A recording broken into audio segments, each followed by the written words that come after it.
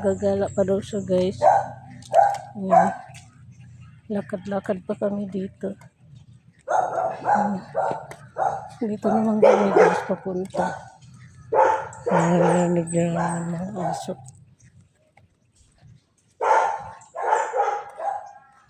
Ito naman kami papunta ng aso. Ito. Diba?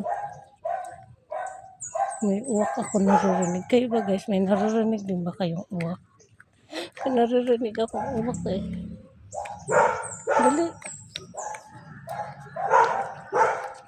May naririnig akong uwak, uwak, uwak, uwak. Sa kaya yun?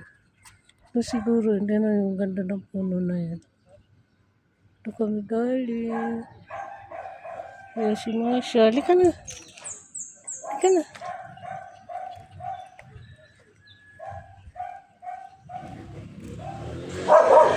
Tandang mo talaga. Tinasundang kami ng lahat.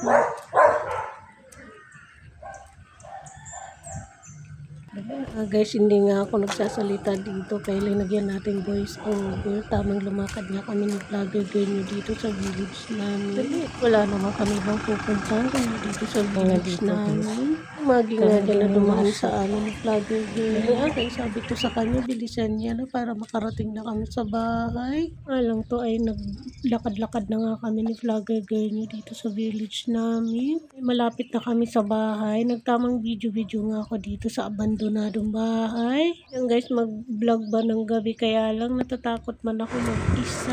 Na nga kami ng bahay nito. Ay dumaan sa malapit sa may garden namin. Marami kang ang pwede daanan dito. Ayun, wala pa siya ring araw. Palabas pa lang siya. Oh. Diba? Tapos ito kami naman siya. Pauwi na kami. Yan. Dito namin dumaan guys sa may garden namin. Naluto na ng araw guys. Pati yung malunggay ba.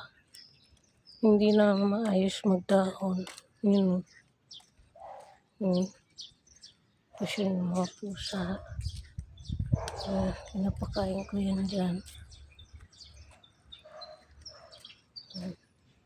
So, let's go. Ay, salamat. Nakapag-working tayo. So, ayan na nga mga guys. Nandito na nga kami sa bahay ni vlogger girl nyo. Ayan, pa-anuhin ko na to. Tawag dito. Pagpahingahin ko muna yan. Para makapaghugas na kami ng paa. I-rest ko muna siya ng 30 minutes o 1 hour. Yan si Jake. Yan si Soto. Ano? So, ayan. Wala pa guys siya ring araw. Palabas pa lang kasi 5:50 pa lang guys. So, magsi 6 o'clock pa lang. So, wala pa si haring araw. Hindi pa siya lumalabas. So, anong gagawin? Mag-bye-bye na din. Char! Ini-MM ko na naman kayo guys. So, mag-bye-bye na nga si kalaman nyo. So, mag-end na ako ng aking vlog today ay of course, mag-walking.